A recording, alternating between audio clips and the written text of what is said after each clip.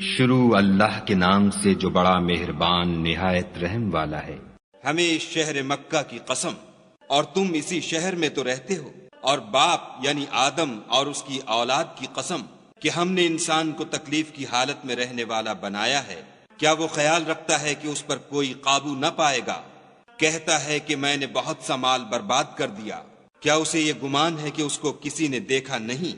بھلا ہم نے اس کو 2 آنکھیں نہیں دیں، اور زبان اور 2 ہونٹ نہیں دیے؟